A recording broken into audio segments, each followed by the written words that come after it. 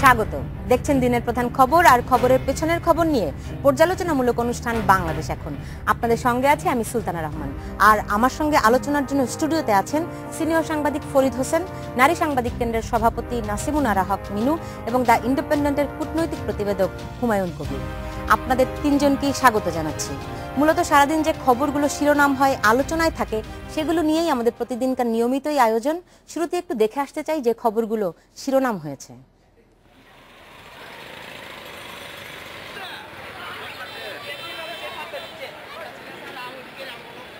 নাশকতা প্রতিরোধে জনগণের সহযোগিতা চেয়েছেন পুলিশ প্রধান AKM শহীদুল হক। IGP জানান, সহিংসতা ঠেকাতে সব আইনশৃঙ্খলা রক্ষা বাহিনীর সমন্বয়ে যৌথ অভিযান চলছে।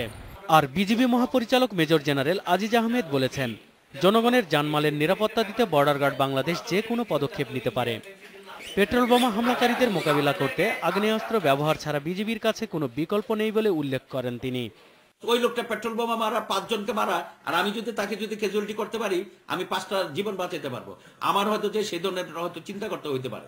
আমার কাছে কোনো নন ল্যাথাল উইপন নাই, সোজা কথা।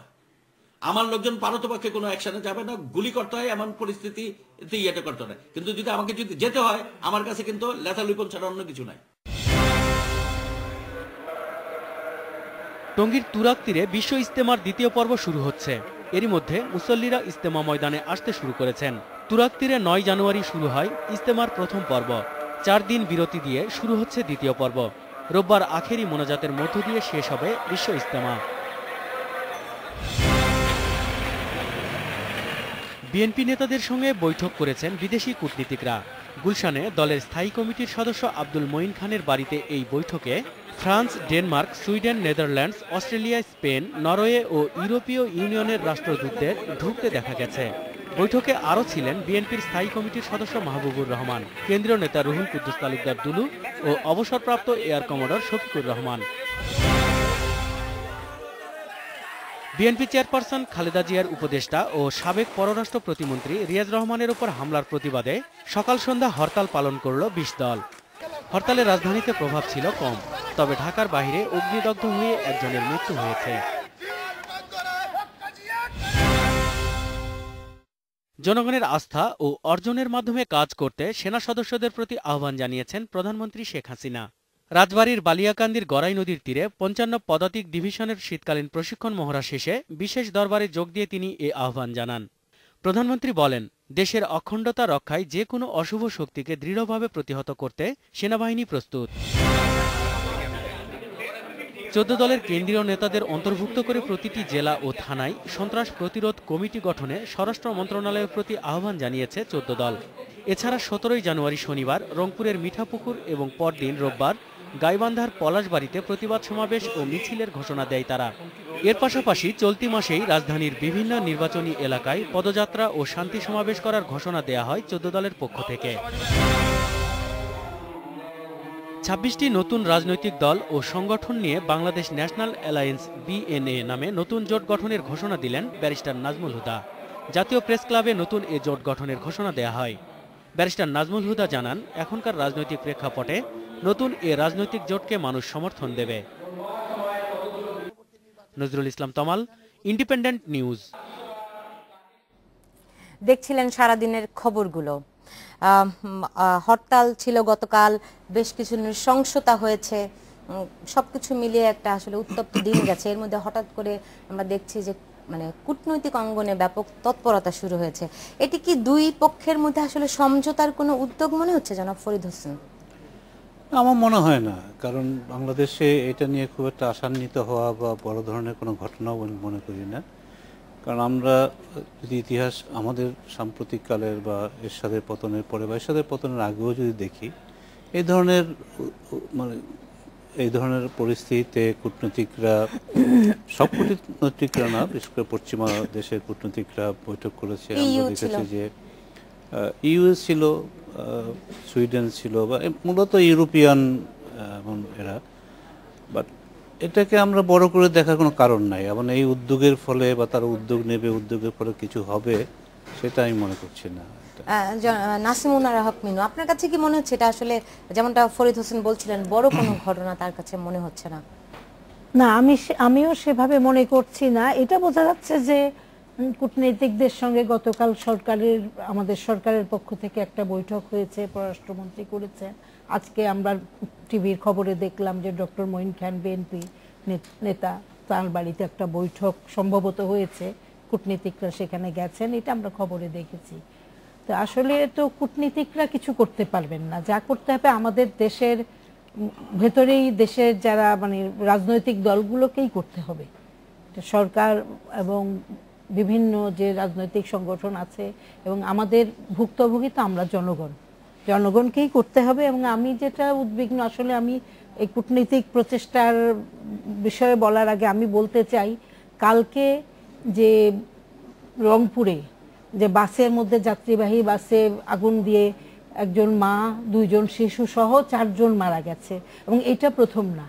আমি বরং এখানে আসবার সুযোগ পেয়ে আমার মনে হলো যে আমি এই কথাগুলো বলতে পারবো। আমি অত্যন্ত মর্মাহত, এবং আমি জানি সবাই দেশের মানুষ খুবই উদ্বিগ্ন। গতকালও এই একই ধরনের নৃশংসতা হয়েছে, আজকেও মারা গেছে, আজকেও বাসে, আজকে মানে গতকালই আর কি, সেটাই বলছিলাম। নিঃসন্দেহে এই ধরনের নৃশংসতা কেউ প্রত্যাশা করে না। এবং বার্ন ইউনিটে ঢাকা মেডিকেল কলেজে অনেক মানুষ আত্মনাদ, তারা আহত, টেলিভিশনে যেভাবে দেখা যাচ্ছে। এই বিষয়টাতে আমরা ফিরবো, কিন্তু আমি একটু এই কূটনৈতিক যে তৎপরতা, এটা জনাব হুমায়ুন কবির ভূঁইয়া, আপনি তো দীর্ঘদিন ধরে কূটনৈতিক প্রতিবেদন করছেন, এটার আসলে বিষয়টি কি আমাদেরকে যদি একটু বলতেন, যে বিএনপি কি বিষয় নিয়ে আসলে বৈঠকটি হলো? আর বিষয়টি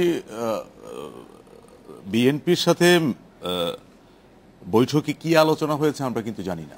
তারা বলেছে নৈশভোজে যোগ দিতে তারা এসেছে। এটা কিন্তু আরেকটা সমস্যা। যেমন আপনাকে আমি বলি, প্রথমেই ফরিদ ভাই যেটা বললেন আমি পুরোপুরি একমত। আমার মনে হচ্ছে না এই মুহূর্তে বিদেশি কূটনীতিকরা তেমন কিছু করবে কিংবা করতে পারবেন বলে মনে হচ্ছে না। কারণ জানুয়ারি 5-এর যে ইলেকশন 2014, তার বছর 1.5-2 আগে থেকেই কিন্তু তাদেরকে বারবার জিজ্ঞেস করা হতো যে আপনারা কোনো উদ্যোগ নেবেন কিনা সমঝোতার, যেটা আনোয়ার চৌধুরী যখন ছিলেন 1/11-এর আগে যেই তৎপরতা, তারা কিন্তু ওই রাস্তায় এবার হাঁটেননি। হ্যাঁ, তারা যেটা বারবার বলেছেন যে সমস্যার সমাধান বাংলাদেশকেই করতে হবে, দরকার হলে অন্যরা সাহায্য করবে না। তারা ওই রাস্তায় হাঁটেননি ঠিক, কিন্তু তারা এখন যেভাবে সংঘবদ্ধভাবে যেই মুভগুলি লক্ষ্য করছি, সেই মুভগুলি কিন্তু সেই গত 1 বছর আগে কিন্তু ছিল না। Well Sultana, I will not read too much into ইট। কারণ হচ্ছে রিয়াজ রহমানের উপরে আক্রমণের আগে তারা কিন্তু এইভাবে ভিজিবল হননি। রিয়াজ রহমানের উপরে যদিও পররাষ্ট্র মন্ত্রণালয় বলছে যে তারা তাদের সাথে পররাষ্ট্রমন্ত্রীর সাথে অ্যাপয়েন্টমেন্ট চেয়েছে তারা সপ্তাহখানেক আগেই, তারপরেও সরব হওয়ার হয়তো তাদেরকে একটা সুযোগ করে দিয়েছে রিয়াজ রহমানের উপরে আক্রমণটা। আর সমস্যাটা যেটা বলছিলাম, আজকে যে বিএনপি, কালকে যেমন পররাষ্ট্রমন্ত্রীর সাথে যে মিটিং হয়েছে, তারা কিন্তু পররাষ্ট্র মন্ত্রণালয়কে আগেই জানিয়ে এসছে যে আমরা একটা স্টেটমেন্ট ইস্যু করব, এবং তারা কিন্তু একটা স্টেটমেন্ট ইস্যু করেছে, যার ফলে আমরা জানতে পেরেছি তাদের বক্তব্যটা কি, তারা কি চাচ্ছে। অ্যাট দ্য সেম টাইম আমাদের মিনিস্ট্রিও একটা প্রেস রিলিজ ইস্যু করেছে, যাতে আমরা জানতে পেরেছি গভর্নমেন্টের পজিশনটা কি। কিন্তু আজকের যে মিটিং, আমি এখন পর্যন্ত কোনো স্টেটমেন্ট পাইনি। তো এই জিনিসগুলি কিন্তু আমার মনে হয় বিভ্রান্তির জন্ম দেয়, যে কি এমন নৈশভোজ কিংবা যে হতে পারে, এমন আবার না যে এটা গোপনে হচ্ছে। নিশ্চয়ই যে টিভি সাংবাদিকরা যে গিয়েছেন তাদেরকে জানিয়েই করা হয়েছে। এর সাথে আমি একটু যোগ করি, এটা কিন্তু জানিয়ে করা হয়েছে ব্যাপারটা তা না। আসলে সুলতানা, আপনি জানেন এই ব্যাপারগুলি কিভাবে ঘটে, কোনো না কোনো চ্যানেলে তাদেরকে খবর দেয়া হয়, সোর্সের মাধ্যমে জানা যায়। আমি এটা যোগ করি, এটা হচ্ছে কি একটা আমাদের দেশে এখন একটা নিয়মিত প্রক্রিয়া, দেশের মধ্যে একটা পরিস্থিতি আছে, সেই পরিস্থিতিতে সরকারের দিক থেকে ওরা যেটা হুমায়ুন বলল, যেটা যে এরা আগেই চেয়েছিল, এরাও কিন্তু জানতে চায় যে তাদের দেশে তো খবর পাঠাতে হবে, জানতে চায় যে পরিস্থিতিটা কি। সেটা আমাদের পররাষ্ট্রমন্ত্রী করেছেন। তারা এই নৈশভোজটা তো হচ্ছে গিয়ে কূটনৈতিকভাবে এগুলো তো করাই হয়, এক একটা বাইরে এক ধরনের ভাবে বলা হয়। তারাও জানতে চেয়েছে যে মূলত আমরা না জেনেও বলতে পারি যে তারা জানতে চেয়েছে আপনাদের পরিস্থিতিটা কি, আপনাদের অবস্থানটা কি। এটা নিয়ে কিন্তু তারা একটা উদ্যোগ নিয়ে নেবে, তারা আবার নতুন করে করবে। কারণ 5ই জানুয়ারি নির্বাচনের আগে জাতিসংঘের যে দূত এসেছিলেন, এবং সেই পরে যে ব্যর্থতা, তারাঙ্কর যে ব্যর্থতা, তারপরে কিন্তু আপনার হয় না যে কি বলে যে আপনার আবার নতুন করে কেউ তাদের ওই আগুনে আঙ্গুল পোড়াতে যাবে না। না, গত এক বছরের সরকারের কিন্তু আমরা দেখেছি যে মানে আন্তর্জাতিক অঙ্গনে মানে অবস্থাটা যেমন ছিল তার থেকে অনেক উন্নত হয়েছে, এমনটাই দেখছিলাম। আমরা নিচ্ছি একটা মাত্র 40 সেকেন্ডের একটা বিরতি, আর বিরতির পর যখন ফিরবো তখন আমাদের সঙ্গে যোগ দেবেন ব্যারিস্টার নাজমুল হুদা। জানেন যে তিনি একটি নতুন জোট ঘোষণা করেছেন, এই বিষয়গুলি নিয়ে ফিরবো। নিচ্ছি মাত্র 40 সেকেন্ডের বিরতি।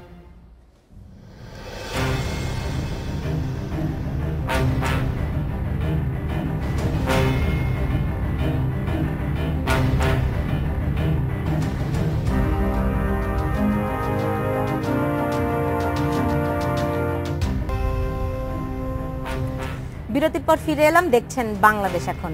এরই মধ্যে আমাদের সঙ্গে যোগ দিয়েছেন ব্যারিস্টার নাজমুল হুদা, বাংলাদেশ ন্যাশনাল অ্যালায়েন্সের চেয়ারম্যান, সদ্য ঘোষিত 26 দলের জোটের প্রধান তিনি।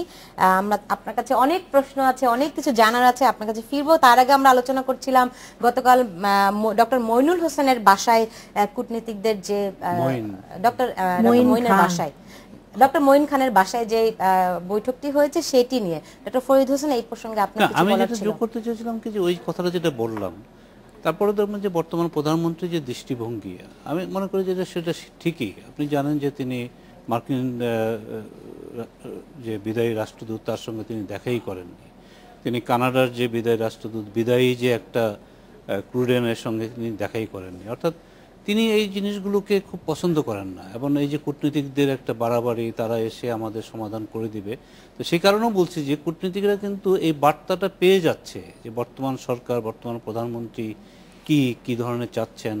উনি খুব একটা এগুলো নিয়ে আগের মতো কিন্তু বাংলাদেশ, কিন্তু বিভিন্ন মহল থেকে বলা হয় যে এর ফলে বাংলাদেশ বহির্বিশ্বের সঙ্গে আসলে যোগাযোগ কিছুটা মোটেই না। এটা বলা হলো মানে কে বলছে, কিসের অনেকেই বিভিন্ন সময় বলেন যে মোটেই বিচ্ছিন্নতা না। কোথায় বিচ্ছিন্নতা? এটা আসলে এখনকার যে ডিপ্লোমেসি বেসিক্যালি, ফরিদ ভাই আমার চেয়ে অনেক ভালো জানেন, বেসিক্যালি ইকোনমিক ডিপ্লোমেসি।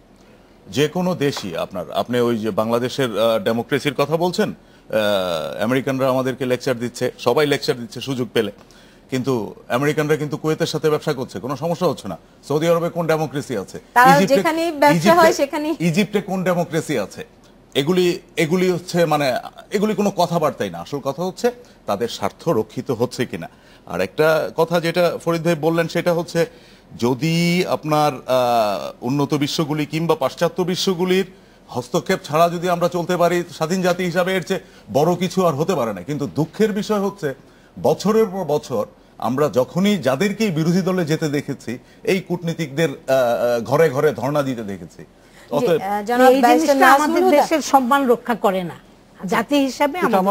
আমার মনে হয় যে এই প্রসঙ্গে একটু বলি, কারণ ফরিদ সাহেব যে কথাটা বললেন, হ্যাঁ ঠিক আছে, মাননীয় প্রধানমন্ত্রী হয়তো এই অ্যাটিচিউডটাই দেখাতে চাচ্ছেন যে তিনি এই সমস্ত ভ্রক্ষেপও করেন না, she doesn't care. Same sort of an অ্যাটিচিউড কি উনি ইন্ডিয়ান গভর্নমেন্টের সাথে করবেন? আমার মনে হয় না।